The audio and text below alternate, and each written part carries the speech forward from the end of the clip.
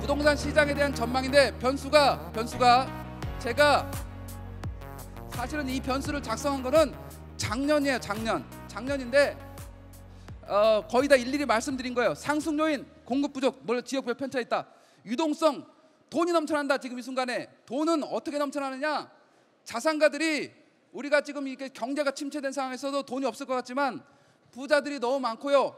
그다음에 갈아타기도 하는 것도 그렇게 쉽지 않아요. 그러니까 어렵지 않아요. 왜 그러냐면 아파트 가격이 전체적으로 거의 다 올랐기 때문에 그래요. 그래서 연세이동도 그렇게 생각보다 어렵진 않아요.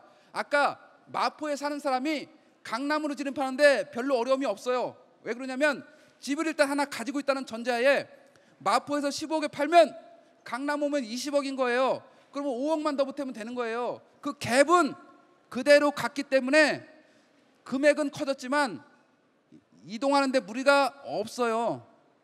15억 팔아서 20억 사면 5억만 더 보태면 되잖아요. 유동성, 이 유동성은 다시 시장에 집중될 개연성인데 아까 설명했던 3기 신도시의 토지보상 자금이 30조가 풀리면 제 경험상 제가 아까 2003년부터 부동산 상담했다 했습니다. 제가 노무현 정부 때부터 2기 신도시 토지보상 자금부터 계속 다 그 사람들을 상담했어요. 그래서 토지보상자를 제가 누구보다도 많이 만났어요. 그들의 성향 간단합니다. 1년 안에 토지보상 자금의 절반은 부동산으로 돌아온다. 절반 이상. 30조면은 15조.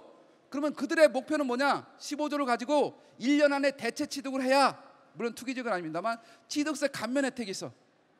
취득세 감면을 받기 위해서 다 돌아오게 돼 있어요. 그러면 그 15조의 내용이 어디로 흘러가느냐? 3분의 2는 상가 건물로 갑니다. 수익형 부동산으로. 3분의 1은 아파트로 옵니다. 아파트로 온다. 그러면 그냥 간단하게 얘기하면 5조 원의 자금이 아파트로 들어오는 거예요. 그냥 5조 원의 자금이. 상가 빌딩에는 10조 원의 자금이 들어와. 시간은 언제? 짧으면 1, 2년, 2, 3년 후에, 3년 후에 안에 수도권의 유동성이 다시 한번 확연히 늘어난다. 이렇게 보시면 됩니다. 아까 말씀드렸던 재건축 본격화되면서 가격을 끌고 올라간 측면이 당연히 있어요. 지난 2년간 재건축이 끌고 재개발을 밀면서 가격이 올라갔어요. 자, 그다음에 매수 심리가 있었다. 그다음에 분양시장의 집중력. 아까 분양시장은 여전히 작년에 로또 분양을 예고해서 이게 올해 기회다라고 했는데 약간 로또 분양이 깨지는 느낌이 있다가 다시 돌아왔어요. 그래서 로또 분양의 환생. 그래서 이게 이제 집중력을 발휘할 거다 말씀드렸어요. 자, 인플레이션. 자, 여기에 이제 보겠습니다. 하락 요인은 부동산 정책이에요. 부동산 정책적으로 안정을 추구하는 건 당연한 거 아니겠습니까? 그래서 이제 여기가 하락 요인이고 대출 규제 있고요. 금리 인상, 단기 급등 피로감 이거 아까 설명드렸어요. 양도세, 보유세. 그다음에 경제 침체가 지속. 자, 이런 하락 변수 중에서 결정적인 게 있어요. 자, 올해 이게 작년에 만들어놨다 그랬잖아요. 올해 금리 인상이 2번 정도 올라가면서 대출 금리가 4%를 넘을 거로 작년에는 다 예상을 했는데 이게 갑자기 반전이 돼서 변절을 했어요. 금리 인하로. 그래서 시장에 올해 예상됐던 결정적인 하락 변수는 대출 규제와 금리 인상인데 금리 인상이 금리 인하로 반전되면서 시장 자체가 그대로 쏠림이 무게중심이 하락해서 다시 한번 강보합 상승 쪽으로 반전됐다고 해석하시면 됩니다. 간단합니다. 게임은. 그러면 금리가 앞으로도 어떻게 될 거냐? 내년에도 금리는 올라갈 가능성은 더더군다나 없다 이렇게 보시면 됩니다. 그래서 이런 시장 상황의 영향 요인들이 변화에 따라서 시장은 바뀔 수밖에 없겠다 생각이 듭니다. 마지막으로 그래프를 보면서 끝낼 건데요. 이 파란색이 서울 그래프입니다. 제가 2013년도 전후에 참고로 이 그래프는 제가 2008년부터 10년간 매월 한 땀 한 땀 찍어서 기록하고 있는 그래프입니다. 전년 동월 대비 그래프인데 중장기 추이를 살펴보는 그래프예요. 중장기, 전월 대비가 아니고 전년 동월 대비예요. 그래서 추이를 살펴보는 그래프인데 이 그래프를 볼 때 제가 이걸 매달 찍다 보니까 2013년도 전후에 한 10번 정도를 옆으로 찍었어요. 옆으로 찍다 보니까 어떤 생각했습니까? 저때 2013년도에 제가 생각한 게 지금 시장은 바닥이다 라고 해서 제가 2013년도 하반기부터 2014년도 초에 강하게 매수 추천을 했어요. 지금은 바닥이다, 사야 된다. 그랬더니만 그때 대부분의 10명 중에 8명, 9명의 전문가들이 다 반대했어요. 왜 그렇습니까? 집값은 더 떨어질 거다. 그때가 무슨 때였어요? 사회적인 문제, 가장 심각한 문제로 대두한 게 하우스 푸어 시대였어. 하우스 푸어 시대. 하우스 푸어가 이렇게 널렸는데 무슨 집을 사라고 하느냐 라고 했던 시절이에요. 저는 과감하게 매수하라. 왜냐? 그래프상으로 바닥이니까. 그래서 올라가는 거예요. 한 땀 한 땀 찍을수록 올라가는 거예요. 한 땀 한 땀 올라가잖아요. 이거는 반드시 사야 된다. 자, 그때 가격이 얼마입니까? 2014년도 1월에 잠실 5단지 34평이 9억이었어요. 물론 8억 7천까지 떨어졌었지만 9억에 샀어요. 그럼 지금 이 순간 뭐예요? 앞에 일자가 생겼잖아요. 압구정 신현대 아파트 사시는 우리 고객분 아들 사줬잖아요. 그때 2014년 초에 11억에 사줬잖아요. 11억에. 지금 25, 26억 하잖아요. 예. 그때부터 제 강의를 들었으면 아주 괜찮을 뻔했는데, 아까 청량리는 뭐 2년 반 전에 들으셔서 괜찮을 뻔했긴 했습니다만, 그래서 시장의 흐름을 잘 체크해야 돼요.